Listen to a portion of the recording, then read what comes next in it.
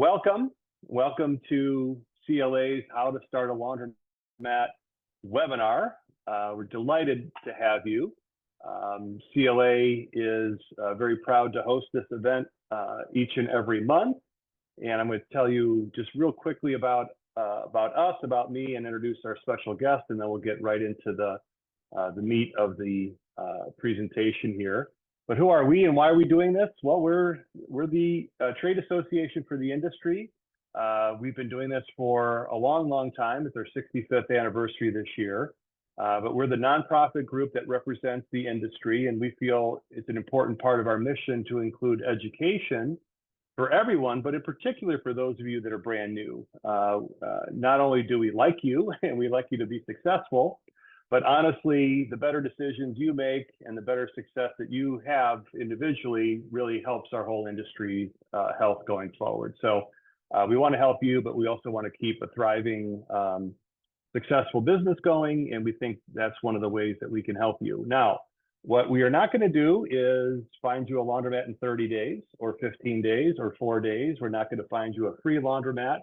We're probably not going to find you seller financing. We're probably not going to find you absentee or passive income. So sorry to disappoint, but we will tell you the truth about the business. We are very excited about it. It's an amazing industry, but we feel like we owe you a real level-headed, sober look at the business, and that's a big part of our mission here. So maybe not as many bells and whistles, but I promise you, you're going to get some great content. And to make sure that we do a better job, just quickly on myself, I'm Brian. I'm the president and CEO of the association. I've got about 33 years in the business and done a lot of this with many thousands of first-timers like yourselves. So I'm always delighted to have these conversations and answer all the questions that we can.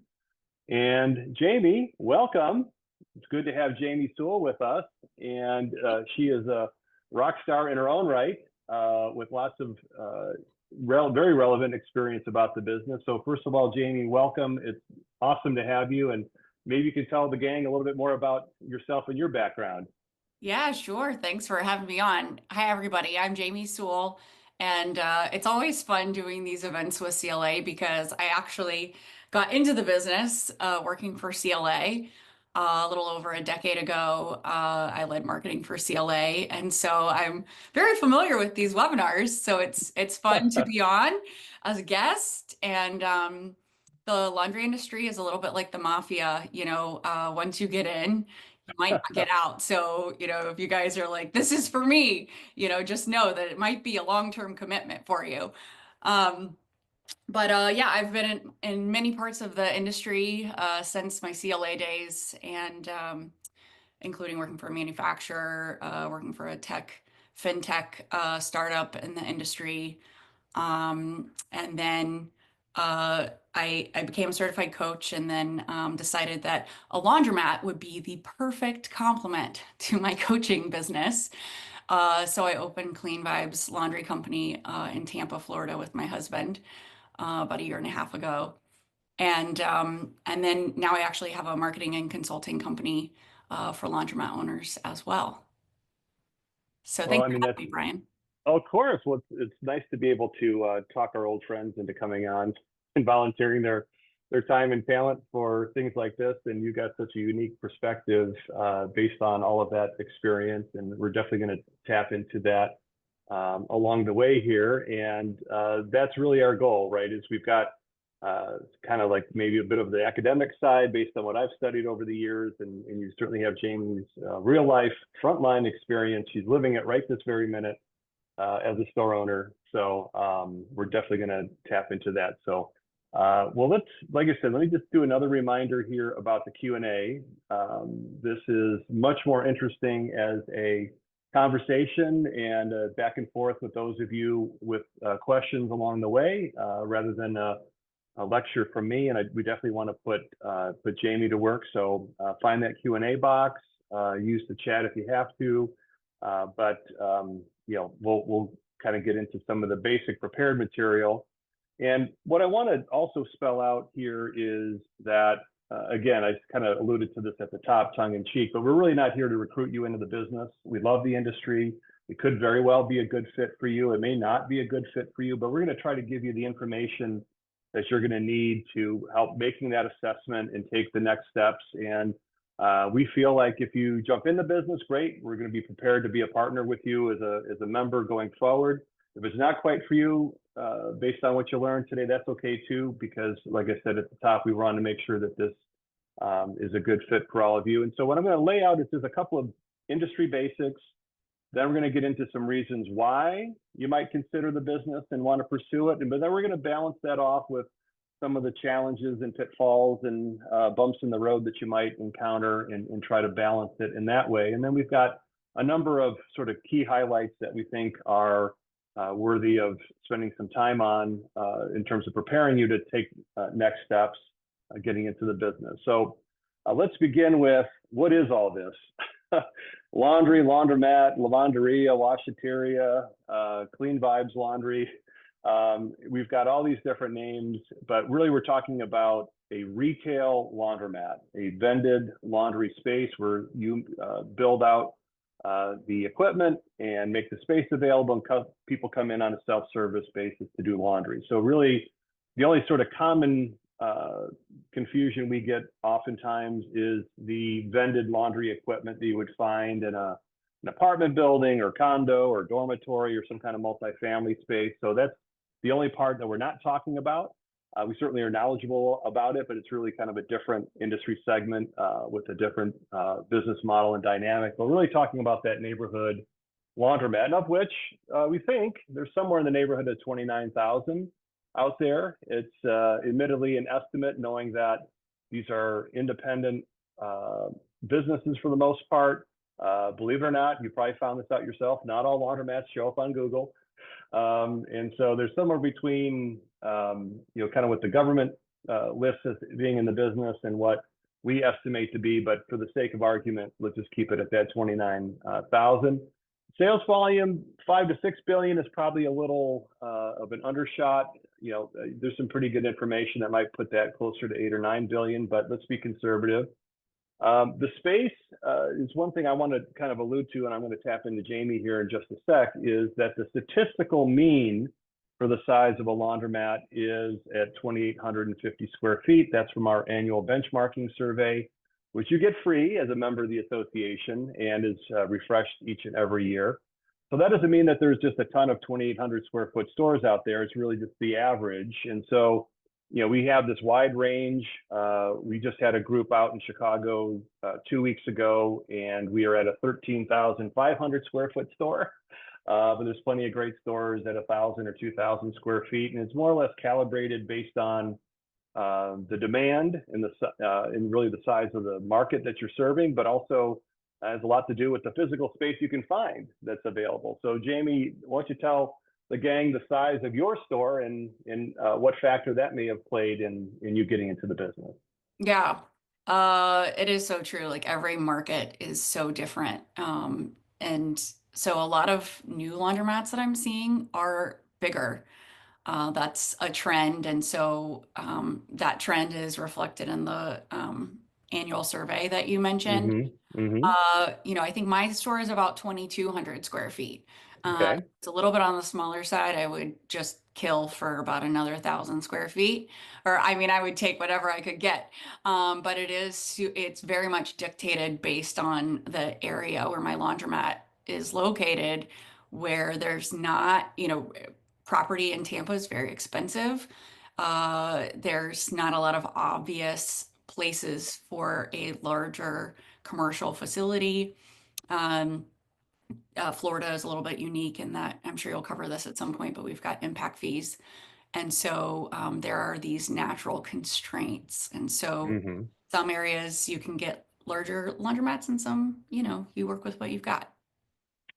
Well, great. Well, let's kind of take all of this sort of organically. You broached the topic of impact fees. So why don't you enlighten the group, and I'll add anything if I need to about what that is and what that might mean in terms of your path getting into the business. Yeah, well, and you see this much more than I do, but a lot of areas don't have impact fees, so it may not really be relevant for you. But impact fees are managed at a municipality level, so not Hmm. even at the not even really at the city level. It could be the county level, and basically this is a way. So if we think back, the industry's changed a lot over the last 10 to 15 years, but historically, laundromats did not always have the best reputations. And as a result, we have a lot of municipalities that say, we don't want laundromats. They're Mm. bad for our community, and we're going to discourage people from building them or putting them in our area. And so there are a lot of areas like that. And so that's what leads to these impact fees. And so you pay a fee per pipe to put into the ground. Um, and and so that's like an additional startup cost. And like I said, it's a barrier in some areas, Hmm. but many of you won't face that at all. Yeah, no, ostensibly it's meant to compensate the Water and Sewer Authority for the added capacity to accommodate the laundromat. But Jamie's right. Sometimes it is a little bit of that not in my backyard vibe, or it's simply a revenue generating opportunity. And so it's just an important part of your homework. And if you're looking at a particular market, make that one of your first bits of discovery, because it could really make a fast track for you, or it could be, hey, this is just not going to work here. They want 5,000 a washer, or they want 6,000 a washer, or they want 10,000 a washer, or conversely, they want $800 or $1,000 a washer. So just understand that going in and make that early part of your discovery process, so you can save yourself a lot of time and heartache if it's going to be a barrier in your particular area. So these locations themselves are obviously split between those that are leased and those that are owned. The overwhelming majority of our members are in leased spaces. I think many are envious or wanting to own the real estate, control the real estate if it were available. But you've got factors like, I was just in Southern California last week. Jamie mentioned Tampa. There's just a lot of markets where buying the building is just either not available or cost prohibitive. And so you can imagine a lot of our members that are able to own their real estate might be in the more suburban or even rural settings. And the other factor is that a lot of laundromats are in a strip center, some kind of shopping mall, and so that further limits both from a cost standpoint. Well, I got to buy the whole plaza, or whether or not that's even available at any price. And so we really focus on leases, and we're going to touch on that several times in our conversation this afternoon about the importance of leases. But it all starts with what spaces we're finding ourselves in. So, Jamie, who is your typical Clean Vibes customer? What is your customer profile? Because I know it's different from store to store, but maybe we'll start with yours, and then I can fill in a little bit more about kind of the general profile. Yeah. So it is, I would say that my laundromat has changed a lot since I bought it and renovated it. Ah, okay, However, the Tampa market has evolved drastically. It could be like Tampa, or it could be like New York or New Jersey. We've got a lot of transplants that we didn't have sure. years ago. Um, Mm-hmm. but historically, like our laundromat is on MLK, Martin Luther King Boulevard in Tampa, which is a historically black neighborhood, lower income. I would actually say about 70 to 80% of the people in our area are on government subsidies of some sort. So maybe even a little bit lower income than what you might want to look for. Right. However, this laundromat has been there since 1984. It had a fairly solid customer base to start off with. So I knew that, if we upgraded it, I could pull from other areas outside of my immediate surroundings. So typically, laundromats, you're going to serve about like a 3 mile radius, depending on your area. An urban area like mine, it's about 3 to 5 miles. You can also call it drive time, which is about within 10 minutes of driving. If you're in LA or New York or New Jersey, it's going to potentially be smaller, or you could be in a more rural area and it'll be bigger. But mine is, 3 to 5 miles, I would say. A lot of our business is now becoming wash, dry, fold. Which is a different customer profile. So Sure. I just think about it as people who live within 3 to 5 miles. Most of them don't have in-unit washers and dryers, but some do, and they like the convenience of coming to the laundromat. And so those are my self-service customers. And then I've got a growing number of wash, dry, fold customers and a growing number of commercial customers. And so I like to simplify it and just think who is in a reasonable drive time that needs laundry services. Right, because all of them have a laundry need of one type or another. And it's about, are you able to offer a better way to do the wash, whether it's someone that does have a home machine or someone in an apartment without a machine, or like you said, a local small business. They're all sort of eligible to come do wash with you, and just giving them a better place to go. And we presented together a few weeks ago in Chicago at our How to Start a Laundromat Live full day session, and we talked about just the importance of time savings and convenience in the mind of the customer. Laundry's a chore. It's something that people don't like to do. It's recurring. It builds up as we speak. And if you've got a better way, either on an outsourced basis or a self-service basis that's clean and fresh and well-equipped and fast, those are the types of things that really draw customers into the mix. So you're certainly living that and seeing that increasingly more diverse demographics that our stores are serving. Okay, cool. All right. Well, next up, I'm going to try to give you a little bit of this tail of the tape. Why laundromats? Why not laundromats? I'll use this opportunity to remind everyone that we are recording, and so you will all get a copy of the presentation. And we'd love to see some of your questions. If you've got questions based on what we've already talked about or anything else, find that Q&A box or find the chat. And we'll all be keeping an eye on that and making sure that by the time we get to the end of the session, we've got all your questions answered as we go along the way. So as I said at the top, we're not here to recruit you, but we do love the business. It's a great industry. And I thought this is a way for us to kind of lay out what some of those positives are that people are attracted to, and the sort of things I hear from Jamie and hear from our other members along the way. And it really begins with, it's an essential service. It's not optional. It's not something that is necessarily a what if. I mean, you need to do laundry every week, and so that essential service is something that's very attractive, and I think it manifests in just that regular recurring. Jamie, I'm sure you see certain customers on certain days, and they have a routine, and they're there every Thursday at 6 or every Saturday at 9, and they're all creatures of habit, aren't they? We all are. It's clockwork. Yeah. So that the fact that recurring habit comes with dollars makes it attractive from a business standpoint. And this essential characterization took on more meaning during the COVID pandemic, where we were able to become essential really from a professional standpoint through the government. So we had state by states that approved us as an essential service. Then ultimately we worked at the federal level to be deemed an essential service to make sure we could stay open even when so many other businesses were closed. So that just sort of backed up that regular, recurring, steady, whatever other adjective you want to use. And that's one thing that I would give to some of the hype that's out there right now about the industry. It is very resilient business. It holds up well during shocks to the system, economically or otherwise.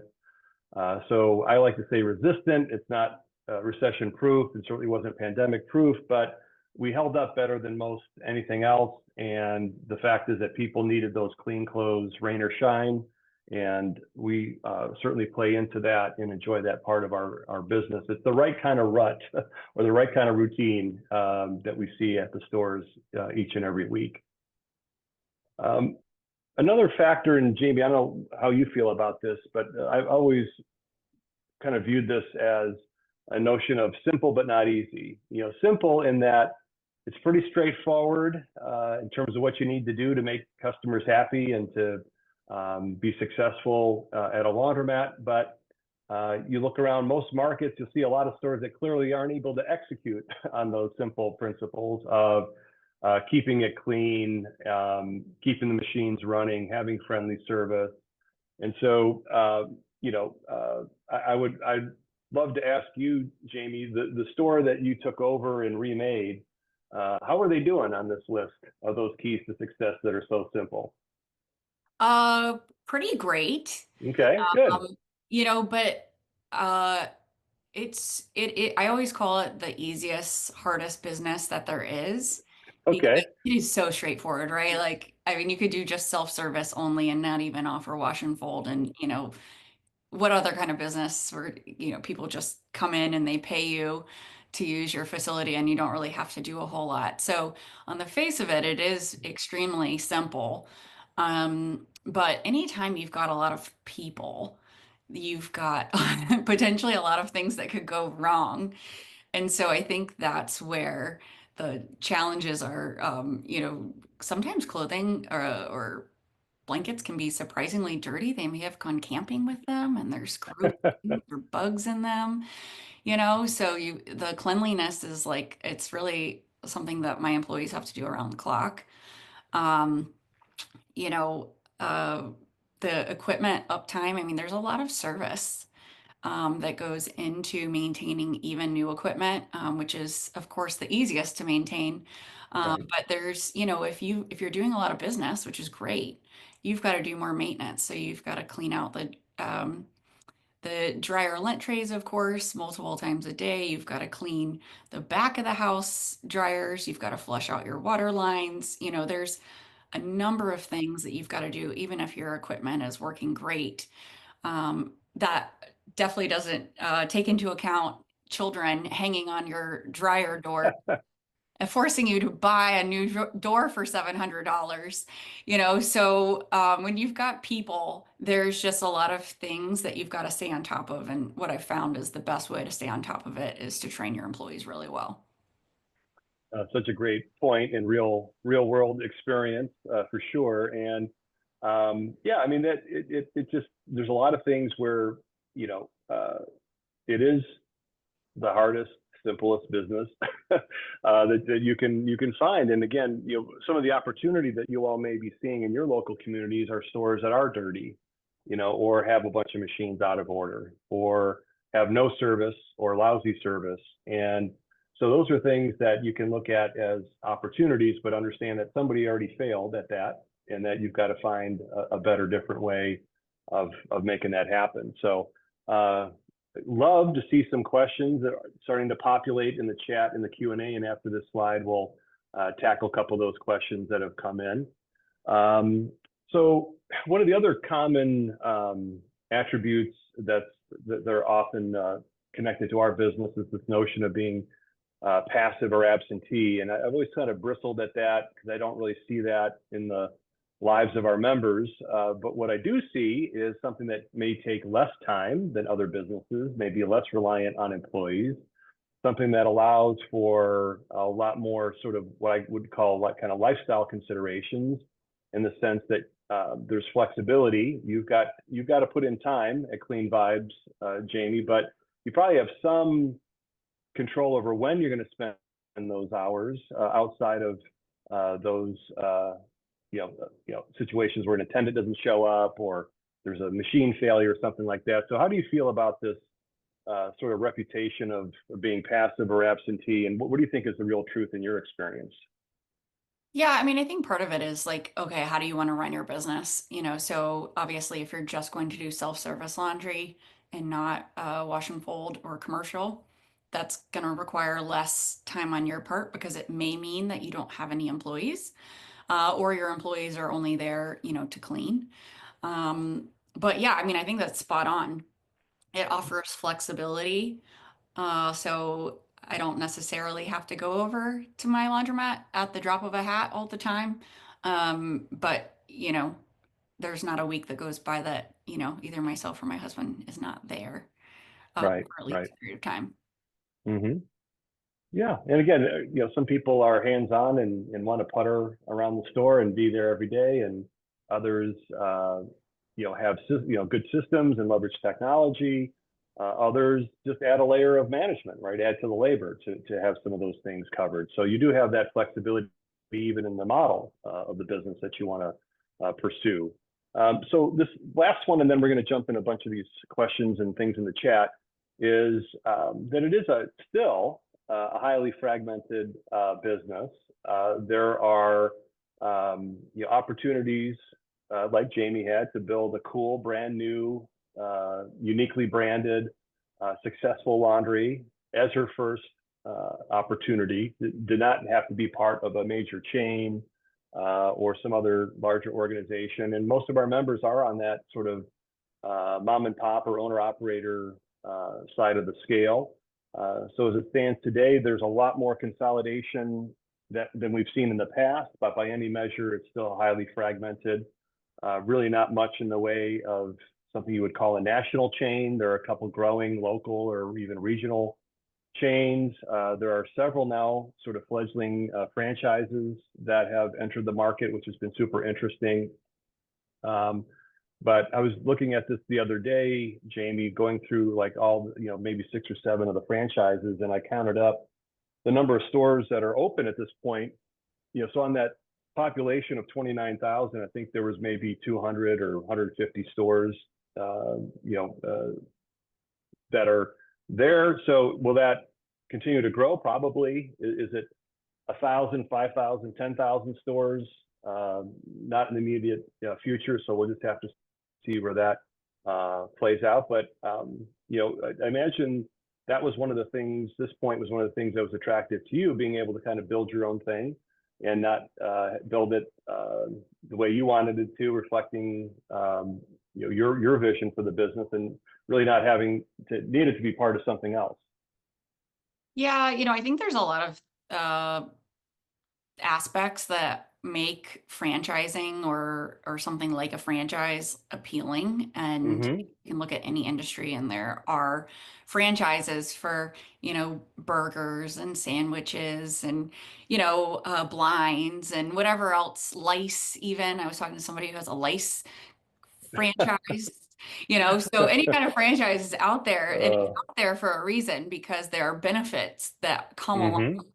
with franchising. And so that is true in this business too, where they do have these really beautiful brands and these beautiful stores. And so they kind of catch your attention. And so I think there's some benefits that go along with that. But for me and my husband, like we were looking at, what do we want to invest and what's the ROI for us? Starting our own versus, going the franchise route. And for us, we felt like, going on our own, especially with my background in the industry, made the most sense just to do it on our own.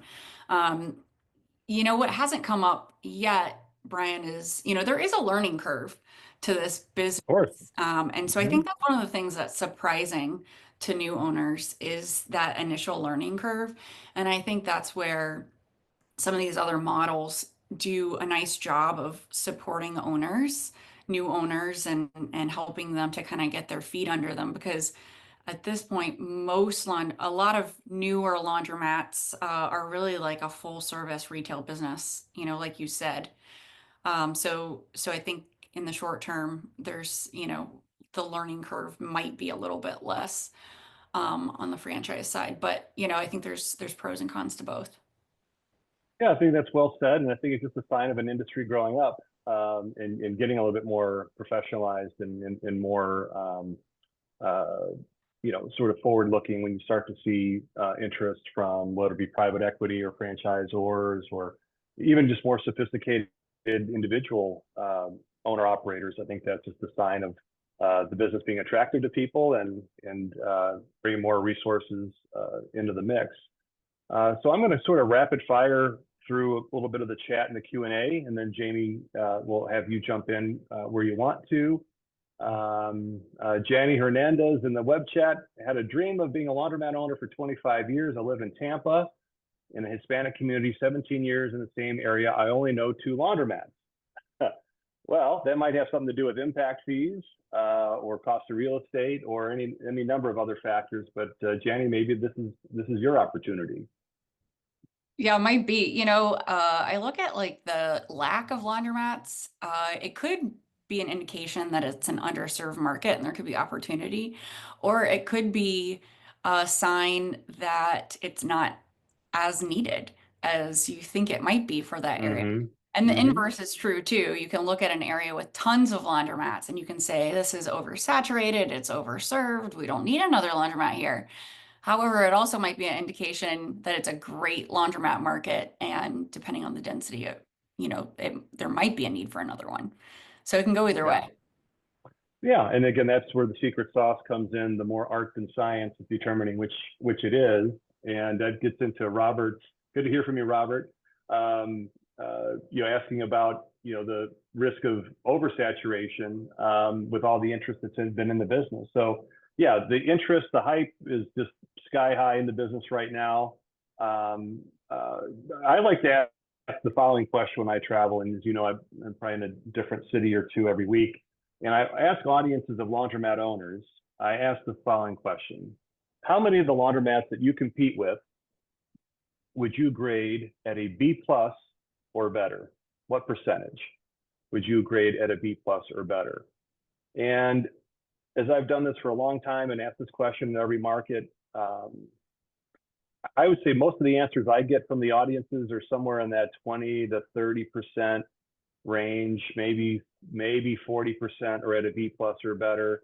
But I hear a lot more none, 10%, 20%. I never hear 60, 70, 80%. So I guess what I'm getting at is that there's a difference between sort of head count and the quantity of stores and the quality of stores. And I still think that a lot of the existing members with experience that are looking to add locations, or those that are brand new, are just looking for either unserved or, more often than not, just underserved markets. So are we reaching, in your view, Jamie, reaching a saturation point anytime soon? No, I think that well, it's so tough to answer even that question because I feel like it is so market dependent. Right. So, is it wise to open a brand new or like upgraded laundromat right across the street from another upgraded laundromat? Probably not.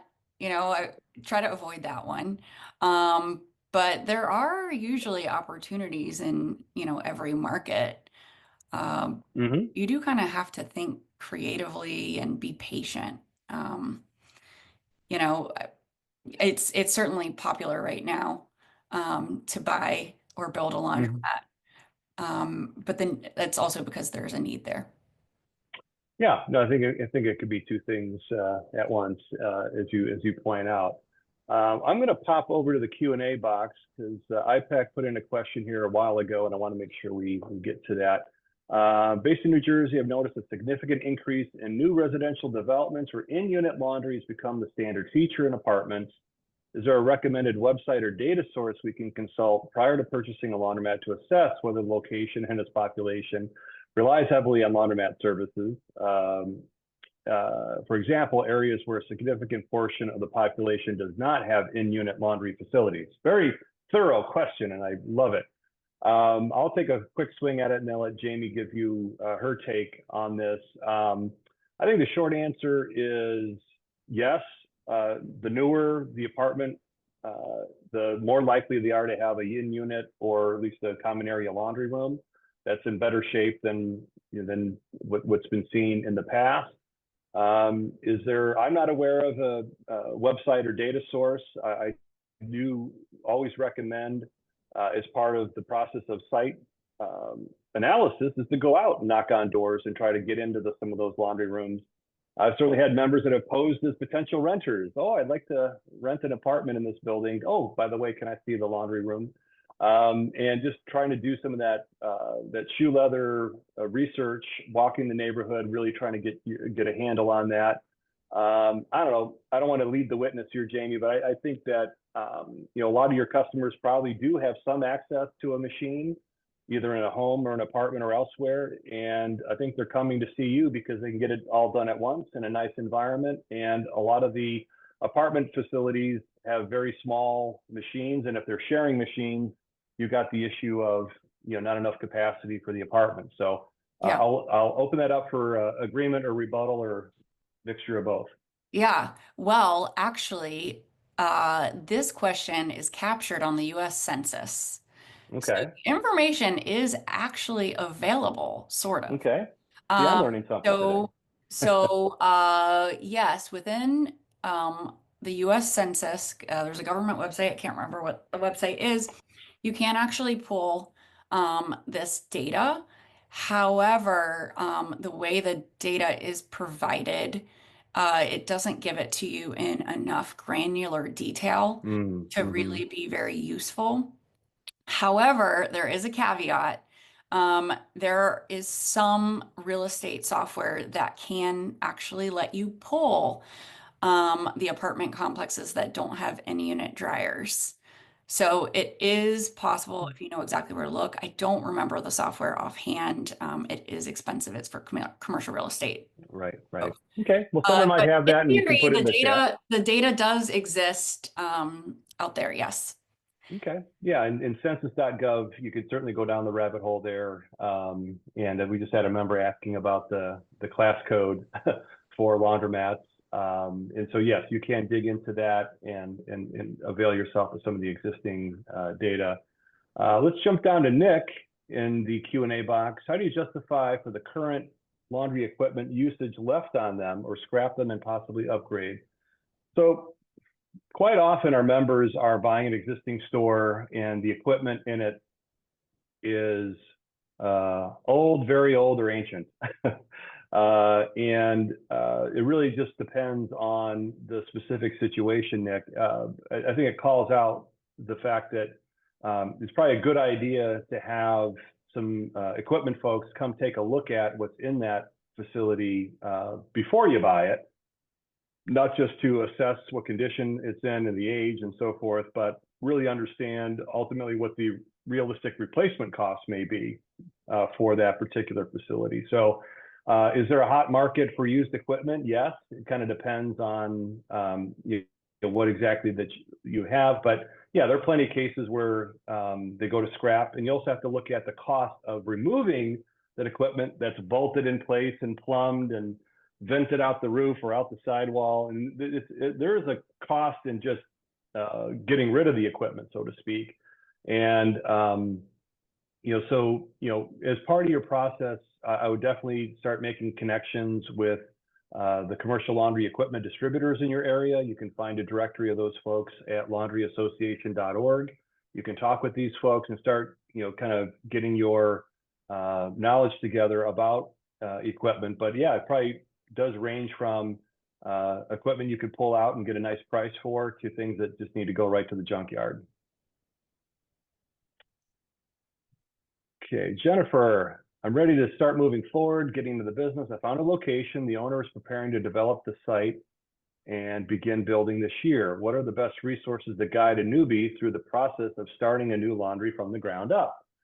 Well, Jamie, that sounds like that distributor again, coming into the conversation. How would you best answer that?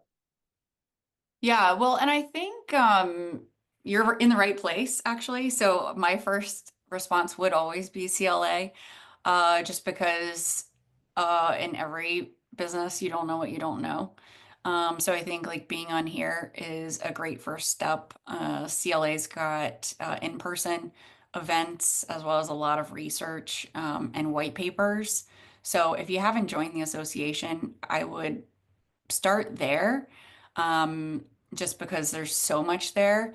But you also, to Brian's point, are going to want to partner with a great distributor in your area and go through all that process. So, you want to find somebody that you really trust, that seems knowledgeable, that has a good reputation in your area, and go through that process with them locally. So it's a tandem.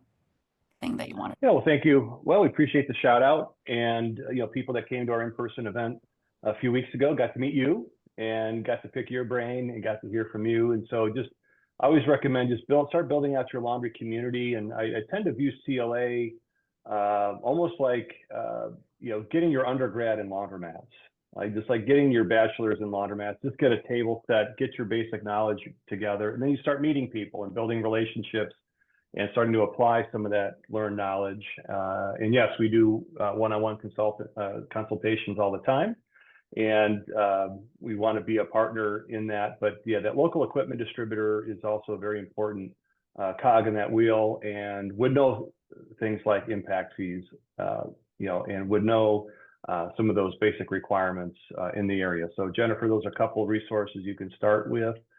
Anise would love some tips shared on finding the ideal spot if one's looking for a place to build out a laundromat in a leased space. Well, I think this, again, kind of gets into the site selection and demographics and kind of the factors that we've talked about. Oftentimes, that distributor can be a partner for you in helping find a location and vetting a location. We certainly have members that will tap into commercial real estate brokers and offering certain parameters for what you're looking for based on size and cost and suitability for a laundromat. Again, a distributor would be a good resource for that. So sometimes a distributor has a site to share with you. Sometimes you have a site to share with a distributor, and collectively you hope to be able to make that evaluation.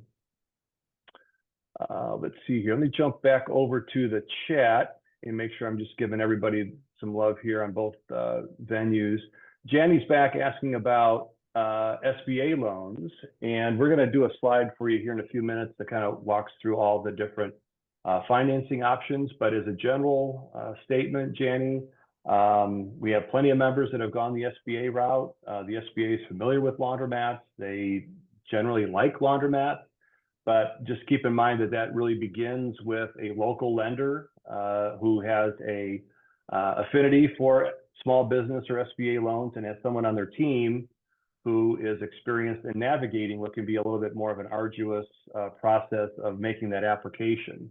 The net result may be longer terms and lower rates, so it's certainly worth considering in the overall mix. Oscar, I'd like to ask about average cost for energy efficient machines and what brands do you guys recommend? A couple follow-up questions there. So Oscar, it's a good opportunity to let you know that we are brand agnostic when it comes to the brands, but I would argue that starting with brand is probably not the place to start. It's probably starting back with this distributor conversation and interviewing the various distributors, each of whom will represent a different brand of equipment, often exclusively for your territory. So talk to a bunch of them, and you go through that process. You're probably going to get a feel for who you connect with, who sort of has the services to meet your needs. And I kind of view the equipment, the hardware part of it, as almost a secondary consideration, because everything washes, everything dries. There's different bells and whistles, different price points. Finding the right distributor connection, particularly when you're brand new, in my mind, trumps any sort of machine differences. Half a gallon here, or a few extra therms there, or a few extra RPMs on one or the other is probably going to be way below finding the right person to partner with. Yes, about business plan assistance, we certainly have white papers and resources and videos to help you with that. Jamie touched on the franchise model, membership cost, the investment. The top line is $599. We're going to have a promo for you guys here today at $100 off. So this is where I tack on to Jamie's comments. Spend a few $100s before we spend a few $100,000. Put a few dollars into your knowledge base, building a community, putting your hands on the best information, and I think that goes a long way. Travis, sounds like— I will just say, as a member, it will more than pay for itself. So many times over, with you name it, lobbying, access to vendors, the education piece, like it's a no-brainer. Well, thank you. Well, you earned yourself the next question, Jamie. Thank you for that. Travis is asking you, do you have a coin or card only? I've heard card is a lot easier to monitor, but what about low income areas that have cash only? So I pose to you the payment system question that we Okay, are well, I love this bound to get. question. Yes, I love this question. It's a great question. So the way I think about running laundromats is how do I actually want to run it? That is my first question because, as my dad says, everything you own owns you. And that is so true. And so when I was looking at my store, I was like, what is going to be scalable? What is going to be more future proof? And what is going to be safest for the area?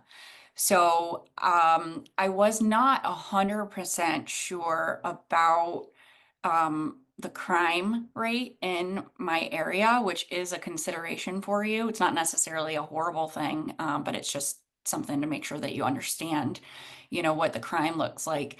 And so for the scalability, the future, the setting ourselves up for future growth and the safety component for both my customers and my employees, I chose to go with card system.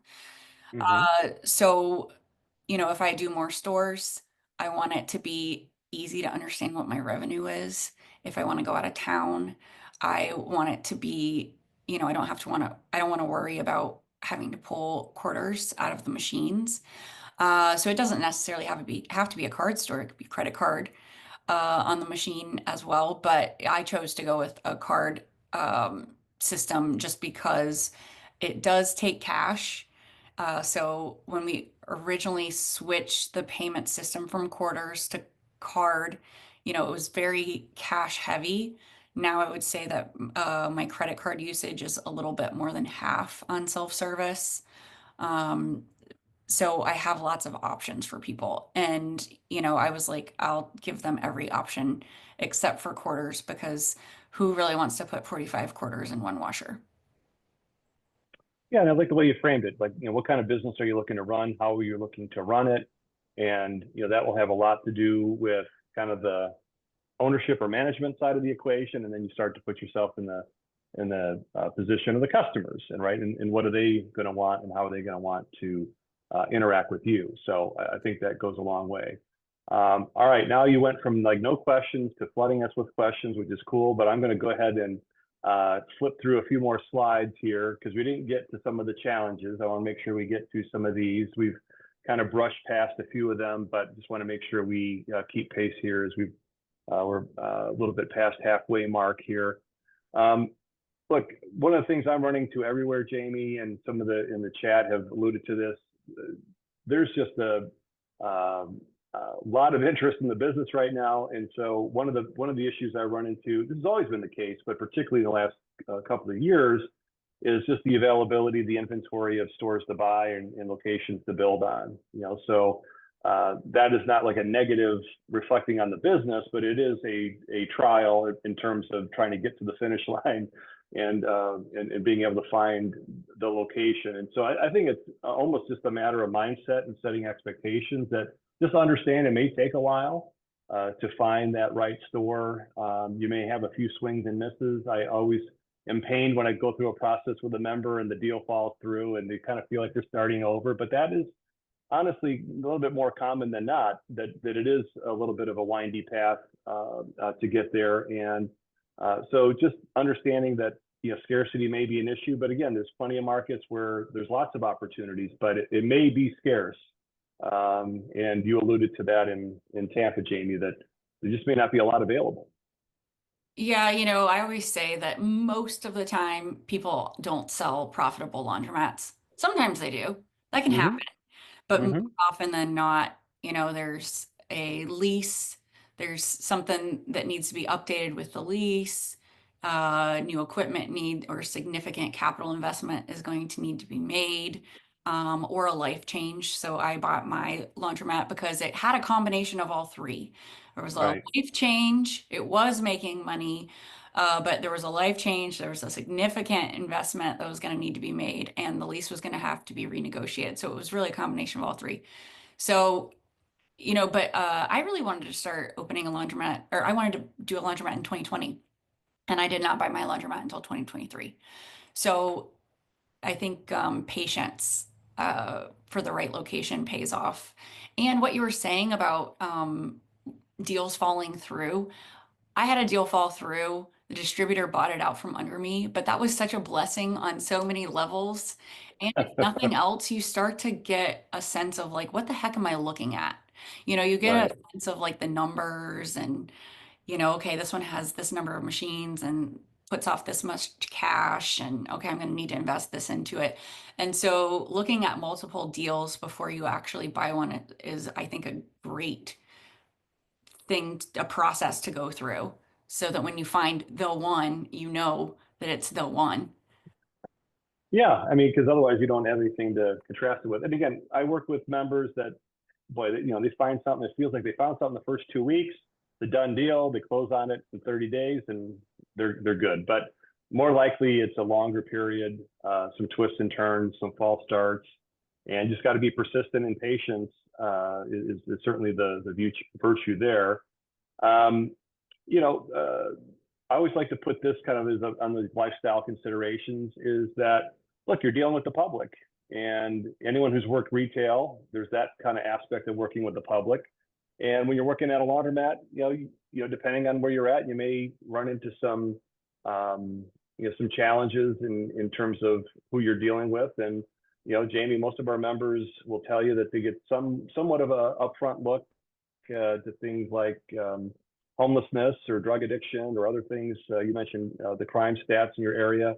So I just try to let people, I don't want to scare people off, certainly, but I want people to go in it wide-eyed and understand that you have to understand what you're getting into. And this is where I give the advice of, putting, 2 loads of towels in your car. And as you drive around, just stop whenever you can and do laundry as many places as you can stand, and just go through that experience, spend time in that environment. You'll have a good idea of what you like and what you don't like. If it's in your neighborhood, you're probably going to start getting a little bit of a competitive analysis together, and then just really going to see if this is where you want to spend your time. So I don't know, am I overdoing it with this one, Jamie, or is it really a consideration? I think you're spot on. I've got a client a coaching client who had purchased a cleaning franchise. And she said, you know what? I got into that business and we were cleaning some houses, if employees called out. And I realized I really hate cleaning houses and I don't want to be in the business. And I think that's so true for laundromats too. Like it's important to go, it's not that you need to spend all of your time, at a laundromat, but you do need to be able to go in, do the loads of towels, really like get a good feel for, okay, what is it going to be like potentially to operate this business? Mm-hmm. Yeah, no, it's very, very true, very fair. And yeah, it helps to like laundry if you're doing this. So yeah, stop and do laundry where you can. And for most people that I work with here, and maybe among your clients too, is it's just kind of coming up with that initial investment. So some of you have a great balance sheet, you're experienced in business, you're ready to rock, you're going to pay cash for a store. That's great, but a lot of our folks are in that kind of early stages of entrepreneurial endeavor and need to start piecing things together. So at the risk of making some assumptions here, I'm going to try to lay out at least some broad parameters of the financial requirements. This is not what you hear on the social posts about, hey, I got $30,000, I can do a laundromat. Well, the stores for sale is fairly easy to talk about because it's evident. You can see what the list price is, and they'll list for a couple $100,000 to a couple million, depending on the size and the scope and the market. And your qualification for financing will vary, but it's not unusual to need a 30 to 40% cash down payment to work with acquisition financing. So that helps you calibrate a little bit of what those needs are. Keep in mind that those stores that are for sale for a couple $100,000 generally have a short lease, old equipment, or both. And so you have to understand the full cost of getting. I was just talking, Jamie, with a member earlier this week, and their dilemma was they got the store they really liked for $300,000, and I asked, well, did you get a quote on replacing the equipment? I said, not yet. And I said, well, that equipment replacement may be double the cost of what you're going to pay to acquire the business. So now you're talking about a $900,000 investment, let's say. Now, is it still going to pencil out for you? Well, and then you've got your, upgrade. I mean, if you're going to put in, $600,000 in equipment, you're probably going to want to like update the ceiling tiles and the paint and the floor, so yeah. Yeah, you have to understand, all the costs that are there. So, and again, the stores that cost a couple million, well, that's a tough bite, but they're probably cash flowing very, very well and reflect that. Now, the new build, here's where I've got all my asterisks and what fors and caveats, and because it is really difficult to take a swag at this, and it does vary by location. But let's just say, for the sake of this argument, we're not including real estate. We're in a vanilla box or a space that's being purposed for something else right now, and we're talking about the costs for the build out, meaning utilities, carpentry, just building the store within that space, the equipment, the installation of that equipment, and being open for business. In most markets, I'm telling people to start their estimates at the $300 to $400 square foot range for those costs combined. I've heard some projects in the Tampa area lately that were more like $500 a foot. So these are just ranges, and the things that are really going to influence it are, what condition is the space in to begin with? Does it have ample utilities currently? It doesn't often have the case. I was just talking to a member in Ohio before we came on, and it's sort of a generic retail space. So it still needs the 2-inch water meter, still needs the larger sewer service. It's going to need a much larger electrical panel. And these are things that, as could be well into the 6 figures on your cost basis. So you see it. It's all, it's essential, but you don't necessarily see it, right? It's not the pretty chandeliers and the cool lights, on the signs. It's all stuff that nobody's ever going to know that you invested in. Well, and that's a caution against, and again, there's a lot of good information out there online, but there's all this talk, infrastructure. There used to be a laundromat. Well, again, there's an asterisk there. Was it a store from 30 years ago that had all top loaders and doesn't have the right plumbing or the right electrical? So it can be a huge advantage, but it also can add a lot to your cost. So you really need an expert, again, starting with that local commercial laundry equipment distributor, to take a look at it for you. So so if we take that average that I shared at the beginning, tied back to that 2,850 square feet, we've got most new stores that are in that size are going to be $1 million to $1.2 million to $1.3 million or $1.4 million in terms of the project cost, excluding real estate. So that just kind of gives everybody hopefully a little bit of a calibration on that cost basis. Okay, I'm going to talk quickly about valuation, and then we're going to jump back into your ton of questions and chats.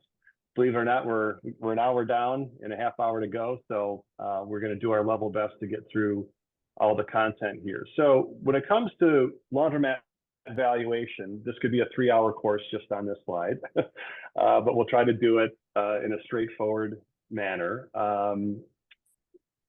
Laundromats are essentially valued on a multiple of the net operating income. The revenue of the business less the operating expenses, excluding things like depreciation, any compensation to you as the owner, any non-standard expenses. You throw a cell phone at it, you throw use of a car at the business. So really, what's the true net of the business? Then applying an annualized multiple, 3 times, 4 times, 5 times would be sort of most common. The market today, as I noted here, valuations are trending higher, especially for the best of the best. In that range, you could say, well, Brian, that's a range you can drive a truck through 3 to 5 times. That could be a lot of money. Yeah, it can be a lot of money. And the primary determining factors of whether it's going to be in the low end or the high end of that scale usually gets back to age and condition of the equipment and the terms and conditions of the lease, particularly the duration remaining, right? So the best way to illustrate this is the longer the lease, the newer the equipment, the more the store is worth. The older the equipment, the shorter the lease, the less the store is worth. So I had a member again asking me yesterday about a store that had very old equipment, I'd say 17, 18, 20 years old, something like that. And there's 12 years left on the lease. And so I said, well, 12 years is better than most.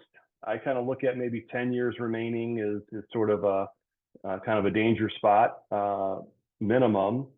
But you also have to re-equip the equipment, right? And so you're going to be able to make good on that investment in that 12 years they have remaining. I said it'd be much better if you could add another 5-year option or 2 5-year options to that mix. And that has a big impact on the valuation because as an essential fact, you can't pick up and move a laundromat. That's for experts and wizards in the business that can really make that happen. So imagine you have this cash flow and it's protected by a lease for a finite number of years. And so when you're looking to buy a store, you really are looking for stores that have north of 10 years remaining, and anything less than that becomes questionable. And again, same thing with equipment. A lot of these stores that you look at that are for sale have very old equipment, and so you need to be able to play that into the mix. You have to inform your offer by what it's going to cost to re-equip the business, and so that's going to probably drive the multiple down that you're willing to offer in that situation. So I'll just say most sell for 3 to 5 times historically, but there are some that go for less and certainly some that go for more these days. Due diligence can be a big factor in buying a cash business of any kind, particularly our business. And you certainly can't look at that store in a bubble. You need to look at what else is around. So I don't know how that works as a 3 or 4 minute crash course on valuation, Jamie, but anything that you wanted to call out there? Yeah, I think there's 2 things that I'm getting questions on a lot these days. One is there a scenario where it's less than three times? Absolutely. Um, Absolutely. and you could look at the numbers for a laundromat, and maybe it's got a great location, good presence from the road, but the numbers are just terrible because it's got 50-year-old equipment, and that's a real scenario. And you can be like, oh, I can't touch this because I'm not going to pay 3 times for this. And so at that point, really, that's what's considered like an asset sale or like, Mm-hmm. over the business Mm-hmm. station. And so, you could be like, well, it's not worth what they're asking. But then you have to think about, okay, what are the pipes worth? So Mm-hmm. what you were saying about like, okay, if I've got to put a water line, out to the street, and I've got to, get the plumbing all in place, assuming the plumbing is good, at the place that you're looking at. There is a scenario where you do have to say, like, what would it cost for me to take my vanilla box and put the plumbing in place and all the time that would take. And so sometimes you do have to pay a little bit more than what you should need to based on their income, just because of the pipes and you're getting access to the space. So that's one thing. And then on the other side of it, I'm also seeing some scenarios, and I'm going to put a nice big asterisk on this, but there's some scenarios where, if you need to invest, let's say $1 million into a laundromat, but the business hasn't built up yet because that takes time.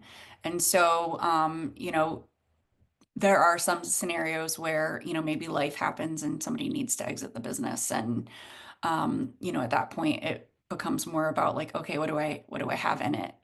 Mm-hmm. So Mm-hmm. that would be like the edge case for, paying more than 5 times because the business hasn't caught up to your investment. But it's a big old asterisk, because the bottom line is it's going to depend. And so that's where, when you're doing all of this, you really want to go through your pro forma, and understand your costs, understand all of your costs, and feel comfortable with it, and make sure that like your life can support it, like that it won't, super negatively impact your life. I think Hmm. that's something to think about too, because you just don't want to be stressed out running a laundromat. Yeah, that would be that's not where you want to end up for sure.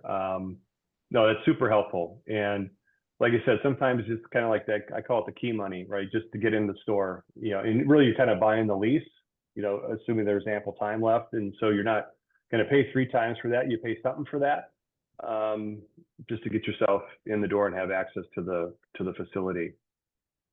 So financing options, another one that we've kind of touched on here, but I wanted to just populate this real quickly. And I know that looking through the chat here, I know there's a bunch of questions on this, but we talked about how much what the project costs will look like. We talked a little bit about how much of that you're going to need as a down payment typically. And now, so this gets into the resources. So Janie, I think earlier had asked about SBA loans, and so we've covered that. The very large portion of the lending that goes on in our business is through what I would call these captive lenders or industry-specific lenders. So these are either owned by the equipment manufacturers or independent groups that work with the other manufacturers, but they're in the business of lending on laundromats as a specialty. And the industry sort of created its own ecosystem for financing because the conventional route wasn't friendly to either entrepreneurism, first-time ownership of a business, let alone what the heck is a laundromat. We don't know what we're looking at there. So a lot of these companies are in the business of selling equipment, but also helping you finance the purchase of the equipment. So that is just where the bulk of the action is in this business. And again, that begins with reaching out to your local commercial laundry equipment distributors, each of whom are very well versed in the financing options, either through their manufacturer or through other companies. I joked a little bit about seller financing at the top. It does happen on occasion, but I would not view it as an everyday thing that you're going to go out and find. It's a bit of a unicorn in my experience, but there are some circumstances where the seller is willing to help you finance the purchase of the business, either for tax reasons, or more often than not, there's something really wrong, and they can't, either you can't get a loan based on poor records or some other major issue that's going on with that store that excludes it from the more traditional routes of financing. But keep it all on the table, right? And obviously your own personal savings, partners, friends, and family. And for first timers, there's often some kind of cobbling together, some combination of all these things to kind of get to the total amount that you're going to need to do the business. So we've got a lot of resources on this. We've got member companies that provide this service.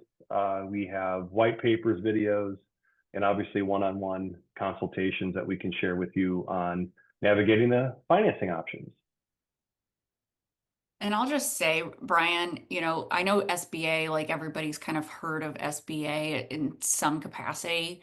But I really like, I went with my store, I made sure to talk to multiple captive lenders Mm-hmm. because, these folks are pretty good at financing laundromats because nobody really wants to pull, if the deal doesn't work because the numbers don't work, nobody really wants to pull washers and dryers out of a laundromat. So they have a good sense of like what they're looking for. And Mm-hmm. if it's an existing laundromat, they're going to analyze the water bills for you and make some assessments on what the volume is for the business and make sure that the numbers match up with what the seller says they are. So I know I really use them as a resource.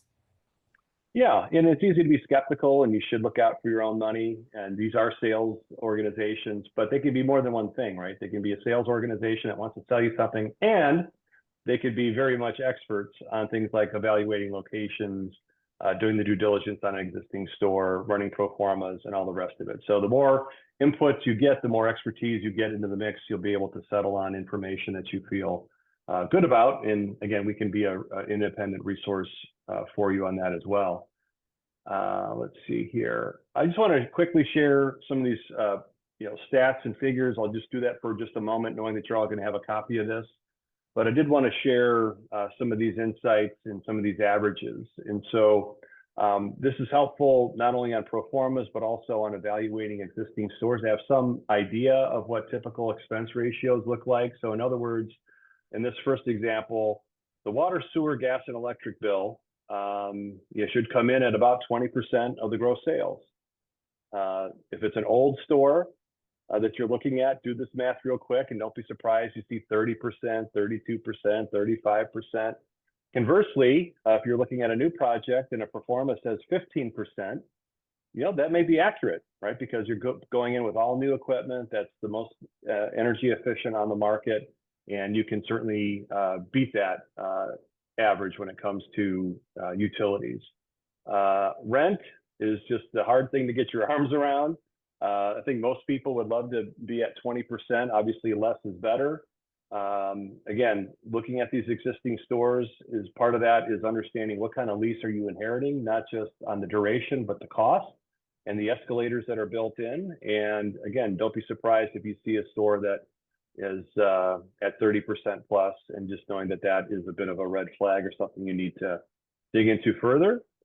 Payroll is another tough one, but here's what the stats say.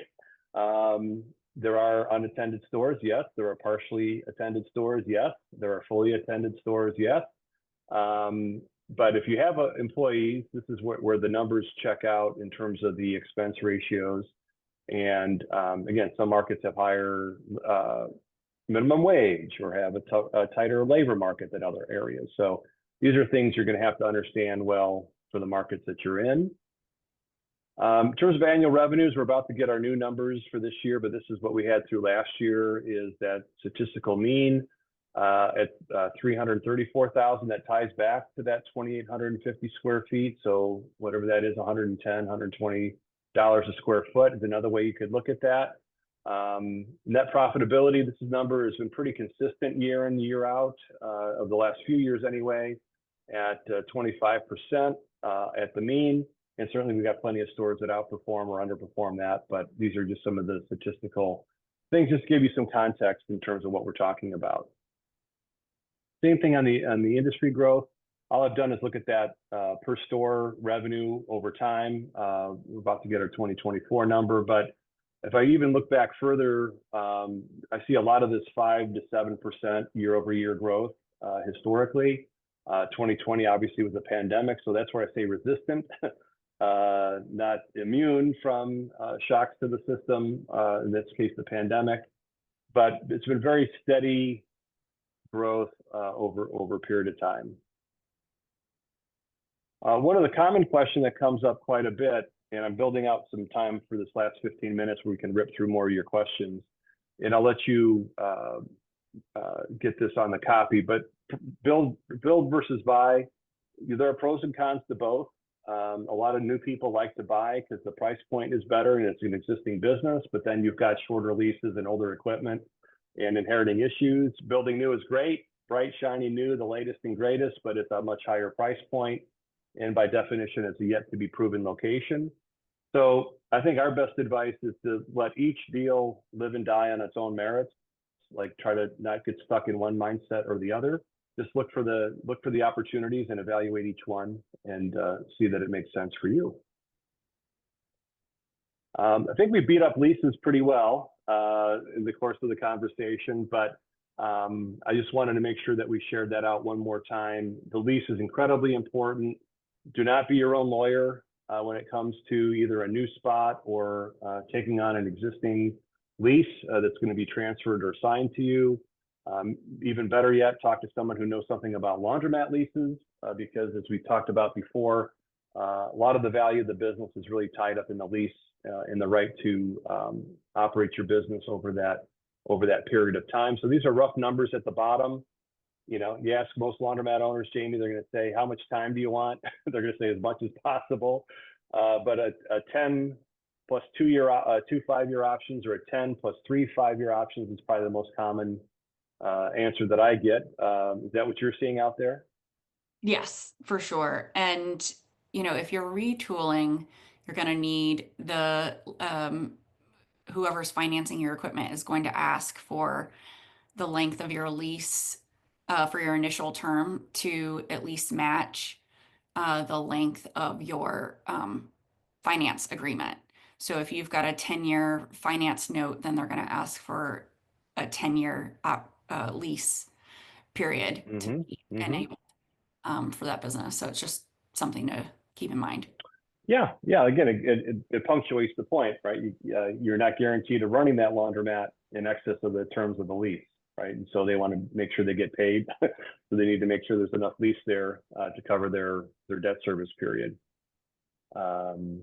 Okay, so I'll leave up this screen with some other resources. I'll share a few more as we go here, but I'm going to attempt a bit of a lightning round here to catch up on some of these questions.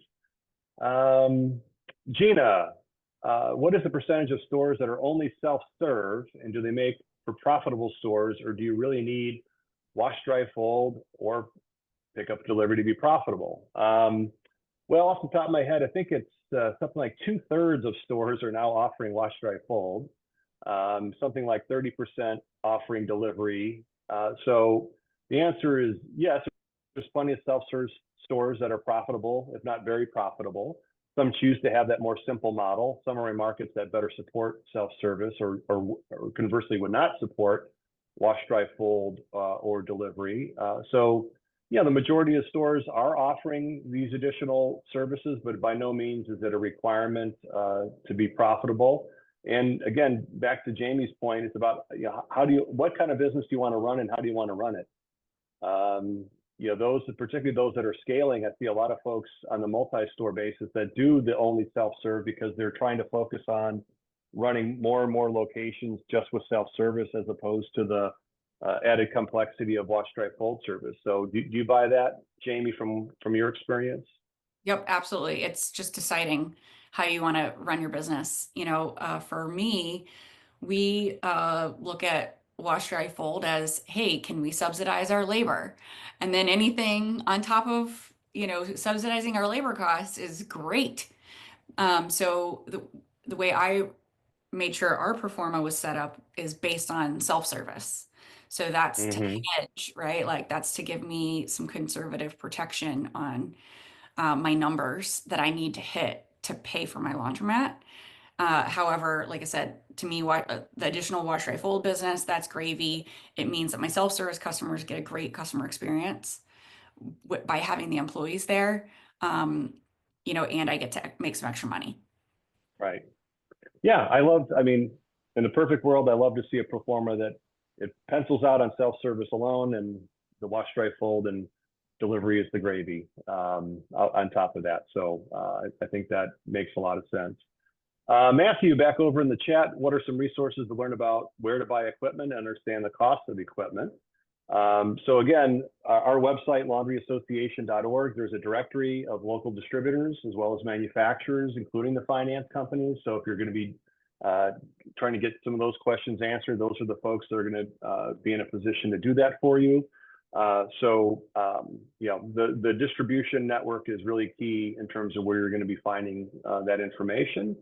Oscar's asking about a service provider to get the detailed market research that we talked about. Sound like a broken record, but again, often a well-qualified distributor is in a position to do that work for you. You can certainly test those theories and credentials by the information you can get through us or through other industry consultants. But the primary resource would be your distributor for that. Thank you, Andrew, for putting the distributor link in the chat. Super helpful. And as well as some of the research papers. Oscar's asking buy versus build. We got that answered. Anise, who I believe Anise is our member, right, from the DC area. Always asking good questions. Service the machines in your laundromat yourself. I read that can help with cost. Is it realistic, feasible? Jamie, I think I just had a call from a member yesterday. They're just desperate to find an independent repair technician. I think every market is trying to find someone who can fix machines. It's tough to find. So I think out of necessity, a lot of you learn how to make some basic repairs yourself. Is that fair? It is fair. but there's also time, right? So a lot of people might have other businesses or corporate jobs or something like that. And so there's a time trade-off too. But I think that unless you're just gonna, pay your manufacturer every time, your local distributor every time, which is not practical. You do need to learn how to do some of it yourself, and maybe train somebody like a handyman or somebody like that, an employee, to do some of these things, at least the dryer maintenance, some water line maintenance, other kind of equipment maintenance. It's definitely, it puts you in a better spot if you know how to do it, and then you have more options. Yeah, no, that's kind of the real world experience. And what I told this member yesterday, like known issue. Yeah, it's hard to find independent repair techs, and it's just an ongoing basis. You find someone good, pay them on time, take good care of them, buy them lunch, and make sure they come back and answer your calls when you need them. Um, I put on screen, I'm going to be kind of flipping a few things here simultaneously. The Clean Show is our industry Super Bowl, World Series, World Cup, wrapped up into one. It only comes along every couple of years. Lucky for you, it's coming up this summer, and it is an incredible resource and will cut years off your learning curve by attending this one event. And Jamie, I assume you concur with get yourself to a Clean Show, especially if you're brand new.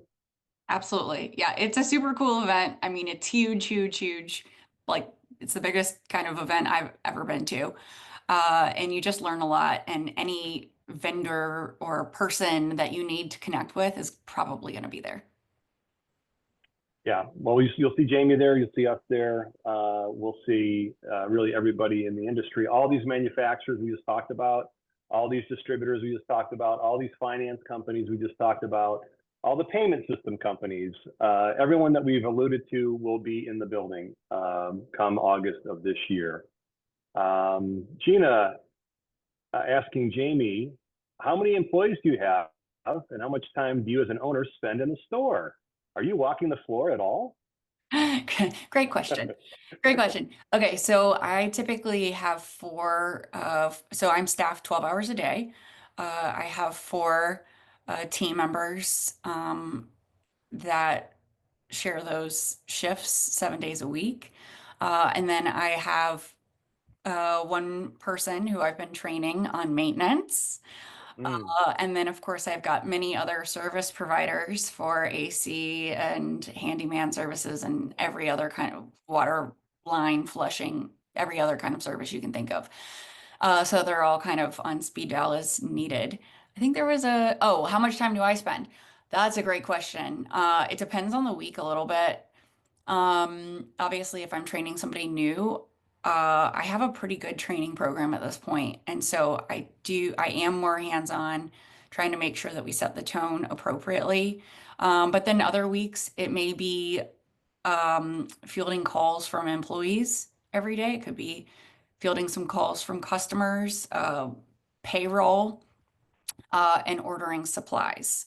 So, but mm, I would say it's safe to say that either my husband or I am at the laundromat for a few hours a week. So maybe it's like two conservatively, but that's on the low. hmm. Some weeks it's Okay. much more. Yeah, that makes sense. Well, and then Joy, this might be the last word, but it's a good question. Jamie, if you could start all over, what advice would you give as far as which steps to take first, and what are some things you would do differently? So, what are some of your, if I had to do it over again, items? It's a great question. I don't have a lot actually, but I would say that's partly because I knew what I was getting into and I had really good partners to help me.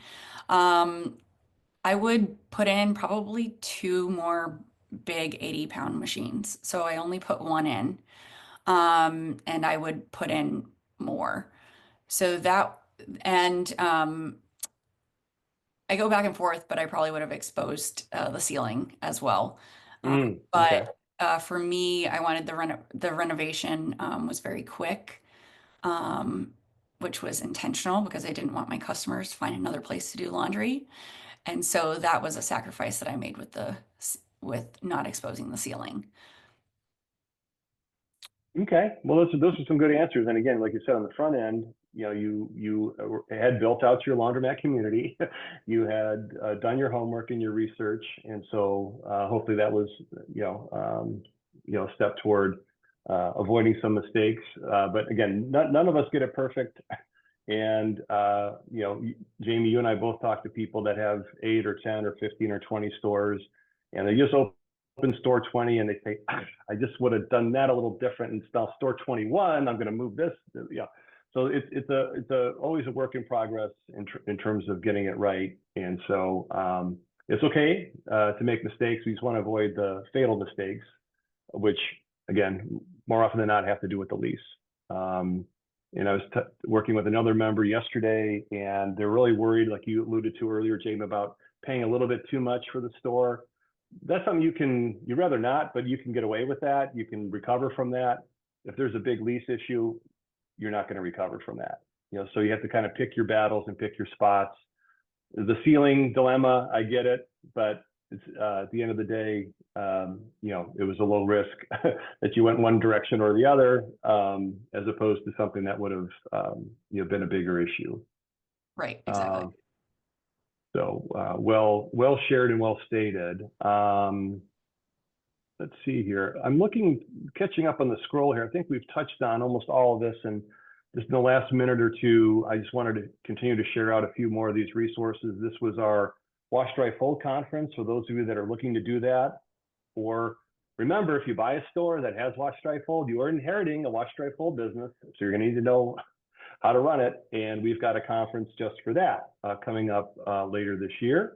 Wash, Dry, Fold, WDF 2025. And thanks, Andrew, just put that link in the chat. And then one of the other things we do as an association is we have a lot of different business services that we've put together through our experience and expertise and strength in numbers. And you can see a few of them here. Laundromat insurance in particular is really tough right now. I won't go on a tirade, but it's tough right now. Just rest assured, we have a dedicated insurance program. I know Jamie's a customer. And so just make sure you get all the help that's out there and available to you. We have help buying deregulated gas and electricity when available in your market. Lots of other resources that we can help you with along the way. Yes, you're stuck with me. If you join, you get a link to my calendar and we start booking time. So I mentioned all these conversations that I'm having every day. These are members that joined and got access to my calendar and are always welcome to ping me with questions and issues, and we're always there to help. And if I don't know the answer, I've got friends like Jamie and our board of directors and lots of other people in the community that will know the answer. And so we're a great connector when it comes to those types of issues. So really, the answer is please, if you decide that this is for you and you want to continue your journey, we have a lot of resources that can help you. We've got a little promo code here to make it that much more affordable, bring the price down to $4.99 for your first year. So invest in yourself, invest in the knowledge, and it'll set you on the right course. And Jamie, I know I speak for everybody. I could see in the chat here, lots of thanks and appreciation for you giving us 90 minutes, giving us your time and expertise, and been super, super helpful. So thank you so much for joining us, Jamie. It's a real pleasure to have you. My pleasure. Lots of fun, always. And, I look forward to connecting with you guys. I'll be definitely at Clean and, would love to see you guys there. Cool. All right, gang. So just before we sign off here, I'll just remind you that we're going to be reaching out to you after with this membership offer, but also a opportunity to get a copy of the presentation. And again, we really look forward to working with you all in the future and getting you along the right path toward laundromat ownership. And with that, I'll say good afternoon and we'll see you next time.